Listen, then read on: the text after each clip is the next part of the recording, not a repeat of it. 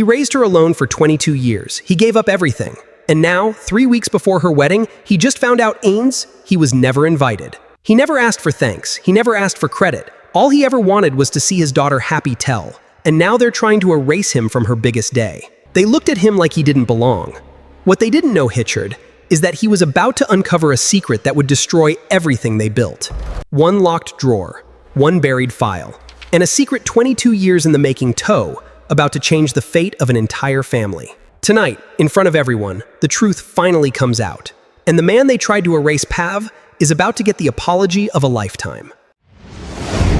If you have ever loved someone enough to disappear quietly from their life just so they could be happy, this story will break your heart and then put it back together. Stay until the very end, because the secret that comes out at this wedding will change everything you think you know about the people in it. And if stories like this move you, hit that like button right now and subscribe to the channel, because we tell these stories every single week and you will not want to miss the next one. Robert Hayes had exactly one photograph on his nightstand. It was curling at the corners, the colors faded into soft yellows and blues, and in it, a younger version of himself stood next to a laughing woman with her hand resting on a small round belly. Laura, his wife, the woman who had taught him how to slow dance in the kitchen and how to whistle through his teeth to call their dog home. She had been gone for 22 years, taken by a car accident on a rain-slicked highway on a Tuesday night in October, and Robert had spent every one of those 22 years trying to be enough for the daughter she left behind. Sarah Hayes was 8 years old when her mother died. She did not remember much about that night, only the smell of hospital antiseptic and her father's hands shaking as he signed papers he clearly did not want to sign. What she did remember, in vivid and permanent detail, was every year that came after. She remembered her father working 2 jobs, first at Denny's auto repair during the day and then stocking shelves at the grocery store 3 nights a week, so that she could have new shoes for the school year and a birthday cake that was not day old and marked down. She remembered him sitting at the kitchen table with a calculator and a stack of bills, quietly moving numbers around so she would never have to hear the word can't. She remembered the way he learned to braid her hair from a video on a borrowed laptop, because there was no mother to do it, and how his big, grease-stained mechanic's hands were clumsy and gentle all at once as he worked the strands into something close to presentable before school. Robert never remarried. Friends at the shop used to tease him about it, tell him he was still young enough, still had time to find someone. He would just shrug and say, "I already had my someone. Now I've got my daughter. That's a full life." Well, and it was true mostly. There were lonely nights, sure. Nights when the house felt too quiet after Sarah went to bed. When he would sit on the back porch with a lukewarm beer and talk to a woman who could no longer hear him. But there was also pride, deep and constant, the kind that filled up a chest and made a hard life feel worth living. He watched Sarah grow into a smart, funny, determined young woman, first in her family to go to college, graduating with a degree in marketing and landing a good job at a firm downtown. Every milestone, he had been there. Every graduation, every award ceremony, every flat tire at 2 in the morning that only her dad could fix, he had shown up. There were smaller moments, too, the ones nobody writes songs about but that build a childhood brick by brick. Robert learning to make passable pigtails from a library book because the internet was not yet what it would become. Robert sitting through 3 consecutive years of the same off-key school choir concert, clapping louder than any other parent in the room every single time. Robert selling his motorcycle, the one thing he had kept for himself after Laura died quietly without telling Sarah so he could cover the deposit on her first semester of college. She found out about the motorcycle years later by accident from an old friend of her father's, and cried in her car outside the auto shop for 20 minutes before she could bring herself to walk in and hug him without falling apart completely. That was the kind of father Robert Hayes was. He gave without announcing it, sacrificed without asking for credit, and loved his daughter in the specific, unglamorous language of a man who had never learned any other way to say it. Then Sarah met Daniel Whitmore. It happened at a charity gala her firm had helped organize. One of those glittering downtown events with string quartets and silent auctions where the appetizers cost more than Robert's weekly grocery bill. Daniel was tall, well-spoken, and undeniably charming, the kind of man who remembered the names of waitstaff, and asked thoughtful questions instead of talking about himself. He was also the only son of Richard and Vivian Whitmore, a real estate development family whose name was stitched into half the luxury buildings downtown. Sarah came home that night practically floating, talking about him non-stop. And Robert, sitting across the kitchen table from her the way he always had, felt something warm bloom in his chest watching his daughter light up like that. For the first few months things were good. Daniel came to Robert's small house for dinner more than once, sat at the same scratched kitchen table where Sarah had done her homework as a girl, and ate meatloaf like he meant it. He asked Robert about the shop, about carburetors and transmissions, and seemed genuinely interested, not performing politeness, but actually curious. Robert liked him. More than that, Robert trusted him, because Daniel looked at Sarah the way Robert used to look at Laura, like she was the only steady thing in a spinning world. But then came dinner at the Whitmore estate. Robert had never been to a house with a name before. The Whitmores lived in a sprawling stone mansion set behind iron gates, with a driveway longer than Robert's entire street. And when he pulled up in his 15-year-old pickup truck, the one with the dented tailgate and the Denny's auto repair magnet still stuck to the door, he felt, for the first time in a long while, out of place. Vivian Whitmore answered the door herself, dressed in something that probably cost more than Robert made in a month, and her smile, he would later realize, never once reached her eyes. Dinner was a masterclass in quiet cruelty dressed up as polite conversation. Vivian asked Robert what he did for a living, and when he told her he was a mechanic, she said, "How practical," in a tone that made the word sound like an insult. She asked about Sarah's mother, and when Robert explained, gently, that Laura had passed away years ago, Vivian's expression flickered with something that was not quite sympathy, something closer to calculation, though Robert did not understand why at the time. Richard Whitmore, Daniel's father, said almost nothing the entire meal, sipping his wine and watching Robert with an expression Robert could not read, somewhere between discomfort and old, buried guilt, though Robert would not understand the reason for that either, not yet. Sarah, for her part, seemed determined not to notice the tension, laughing a little too brightly at Vivian's comments, steering conversation away from anything that made her father look small. Robert noticed. Of course he noticed. He had spent 2 decades reading his daughter's moods the way other men read weather reports. He said nothing that night, but on the drive home he felt a small, cold seed of worry plant itself in his chest, one that would grow steadily over the following year. It grew because Vivian Whitmore was not a woman who left things to chance. Over the following months, in small, deniable increments, she began to reshape the story Sarah told herself about her own life. It started subtly. A comment here about how some men just aren't built for the finer things, and there's no shame in that, dear, but it does limit certain exposure. A remark there about how children of single parents often carry more baggage than they realize, and how it's important for a bride to think about what kind of family energy she wants surrounding her marriage. Vivian was careful never to attack Robert directly. Instead, she planted questions. She wondered aloud, in tones dripping with false gentleness, whether Robert had truly done right by Sarah all those years, whether a man who could not provide the important things had really given his daughter the life she deserved. She suggested delicately that perhaps Robert's insistence on working so much when Sarah was young had been less about necessity and more about avoidance, about a man who did not know how to be present with his grief and used work as an excuse to hide from his daughter. None of it was true, but repeated softly again and again, over dinners and shopping trips and long phone calls where Vivian positioned herself as a caring, almost mother-in-law, simply looking out for Sarah's happiness. The lies began to take root. Sarah started remembering her childhood differently, started wondering if the empty chair at school plays had been about money or about something colder.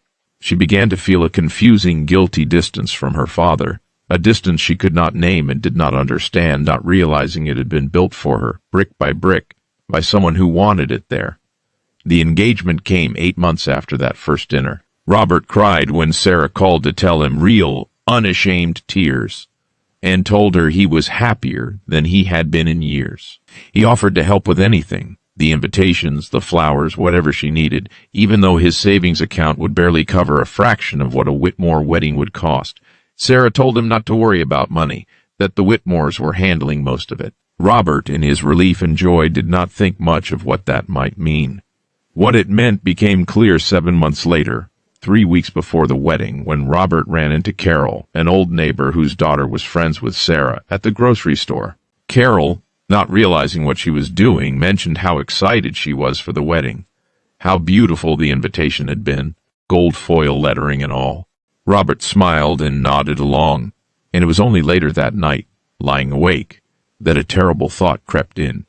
He had never received an invitation. He had assumed because Sarah was his daughter, because he had raised her alone for 22 years, because he loved her more than his own life, that a formal invitation was simply unnecessary between them, a formality skipped in favor of something more personal that would surely come. He called Sarah the next morning, keeping his voice light, casual, asking about the final wedding details, working around to the question that had kept him up all night. There was a pause on the line, a pause that lasted just a beat too long, and something in Robert's stomach went cold before Sarah even answered. "Dad," she said slowly, "of course you're invited. The guest list got complicated. Vivian handled the final invitations. I'm sure it's just an oversight." It was not an oversight.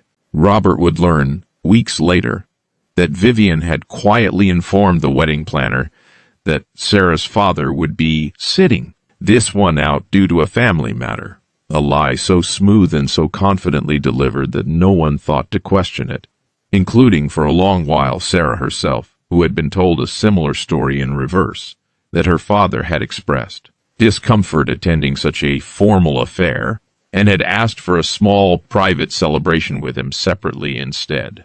Two people, each told a gentle, plausible lie about the other, each left to quietly grieve a rejection that had never actually happened, while Vivian Whitmore moved through both their lives like a puppeteer no one could see.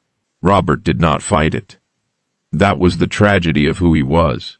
He had spent his whole life absorbing pain quietly so his daughter would not have to carry it, and so, believing Sarah simply wanted a wedding without him, wanting more than anything for her to be happy. Even if it broke something inside him, he told her it was fine. He told her he understood. He hung up the phone and sat alone in his small kitchen, at the same scratch table where he had eaten 1,000 meals with his daughter, and for the first time since Laura died, Robert Hayes let himself cry until there was nothing left. But this story does not end there, because the truth, as it always does eventually, was already beginning to surface, and it was surfacing through the one person no one expected, Daniel. Daniel Whitmore had grown increasingly uneasy in the months leading up to the wedding, though he could not immediately articulate why. It started with small things, his mother's strange insistence on controlling every detail of the guest list personally, his father's sudden and uncharacteristic drinking whenever Robert's name came up in conversation, a locked filing cabinet in his father's home office that Daniel had never thought twice about until the night he noticed his father standing in front of it at 2 a.m, staring at it like it held something dangerous. Daniel was not a man who let curiosity go unanswered. One evening, while his parents were out at a function, he used an old key he remembered his mother keeping in a kitchen drawer, and opened that cabinet.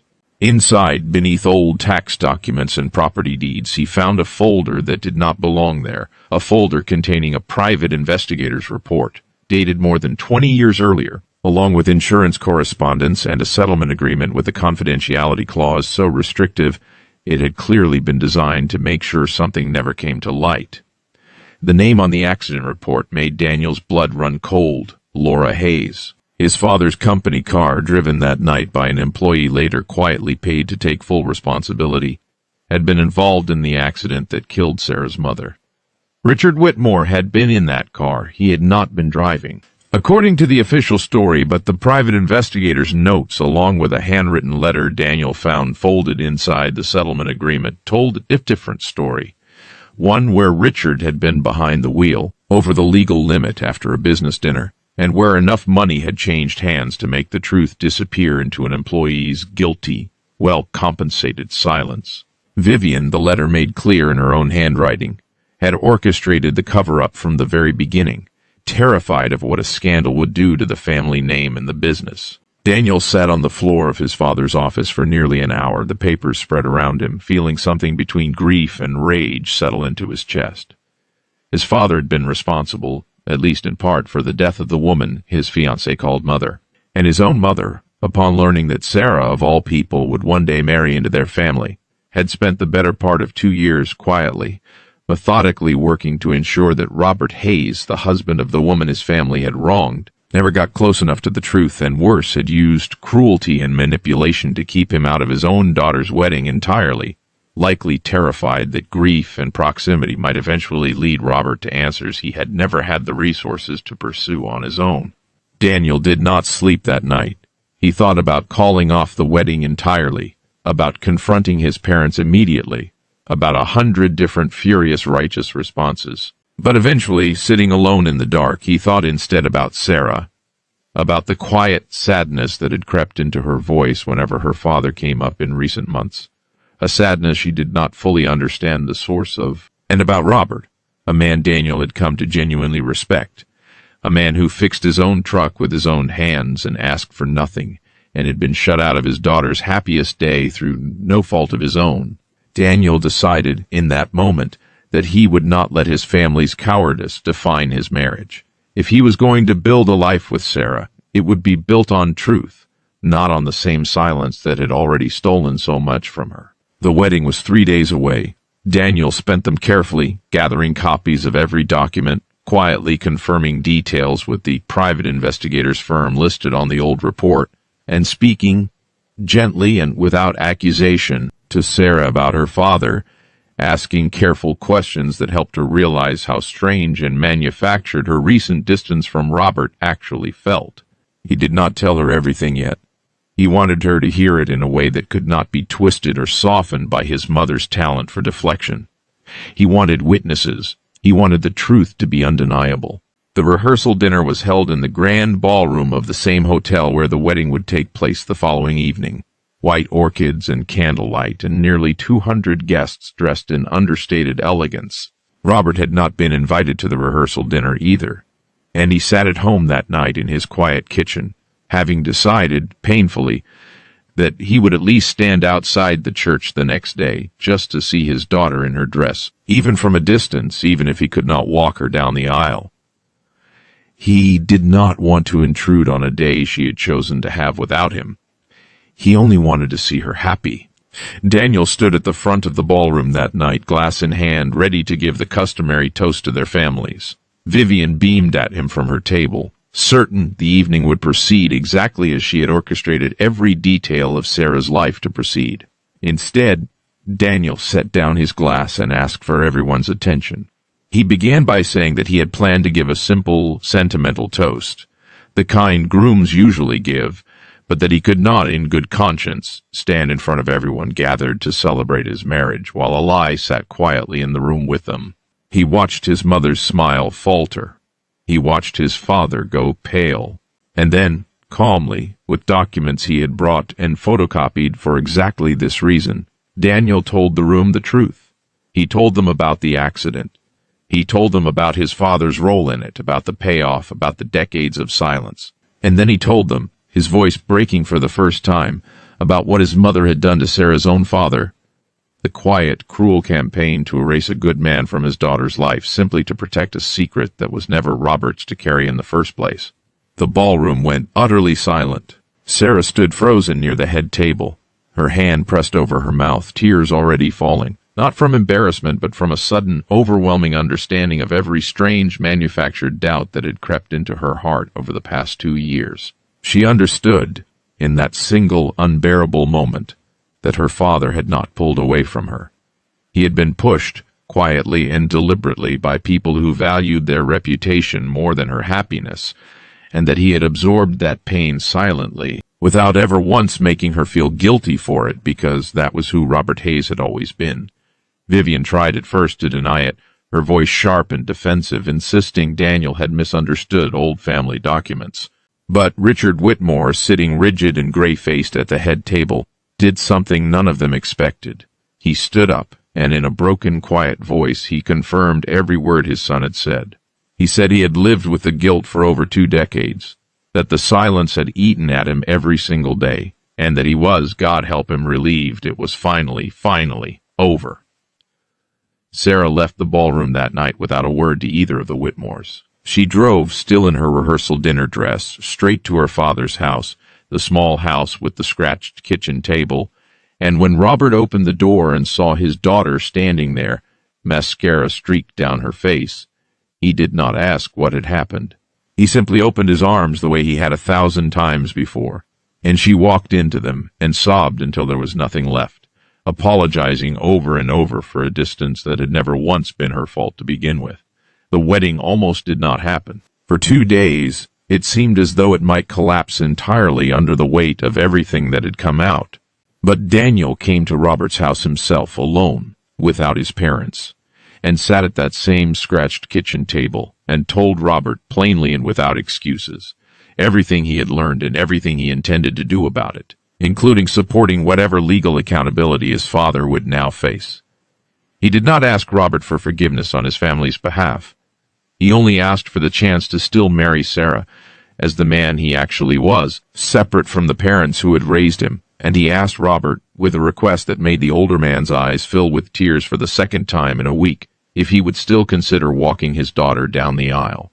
2 weeks later, delayed but not defeated, the wedding took place in a much smaller venue, chosen by Sarah and Daniel themselves, with a guest list that no longer included Vivian, who had, in the wake of the scandal, quietly withdrawn from public life altogether, her family's name tarnished by revelations that soon made their way, thanks to Daniel's insistence on full accountability, into a formal legal investigation into his father's decades-old cover-up. Richard Whitmore did not attend the wedding either, choosing instead to begin the long, difficult process of accepting the consequences of what he had done all those years ago, a process that would eventually include a public admission of guilt and restitution, paid quietly and directly to Robert. Restitution. Robert almost refused before Daniel gently convinced him it was not charity, but simply, finally, justice arriving decades too late. On the day of the wedding, Robert wore a simple charcoal suit that Sarah had picked out for him herself, insisting this time, with fierce and tearful clarity, that her father would be seen, honored, and standing beside her exactly where he belonged. When the music started and the doors opened, it was not Vivian's carefully curated version of a fairy tale wedding that walked through them. It was a mechanic in a rented suit with rough, grease-scarred hands, walking his daughter down the aisle at last, both of them crying openly, unashamed, in front of every single person who mattered. At the reception, when it came time for the father of the bride's speech, Robert stood, his voice shaking only slightly, and told the room that he had spent 22 years afraid he was not enough for his daughter, afraid that a mechanic's paycheck and a mechanic's hands could never give her the life she deserved. He said he had learned, only recently and in the hardest way possible, that the people who tried to convince you that you are not enough are very often the people most afraid of what the truth about themselves might reveal. He raised his glass to his daughter and to the son-in-law who had chosen truth over comfort, family over reputation, and he said the words that would end up, months later, engraved on a small plaque Sarah kept on her own kitchen table for the rest of her life. Love does not need gold foil invitations. It only needs to show up. A year later, Robert stood in his own backyard, now considerably more crowded than it used to be, holding his first grandchild for the first time, while Sarah watched from the porch steps, Daniel's arm around her shoulders. The old scratched kitchen table had been moved out here for the occasion, dragged across the grass by Daniel himself, who had insisted, over Robert's protests, that the table which had held 22 years of quiet sacrifice deserved a permanent place at every family gathering from then on. Richard Whitmore's legal case had concluded quietly. A settlement, a suspended sentence tied to years of restitution and community service, and a public statement that Robert never bothered reading because, as he told Sarah, he had already gotten the only apology that ever really mattered, the one written in his daughter's eyes the night she showed up at his door in her rehearsal dinner dress. Vivian sent one letter, months later, brief and unconvincing, and Robert folded it, unanswered, into a drawer he never opened again. He was not interested in her regret. He was only interested, as he had always been, in his daughter's happiness, and for the first time in 2 years that happiness was no longer clouded by anything unspoken between them.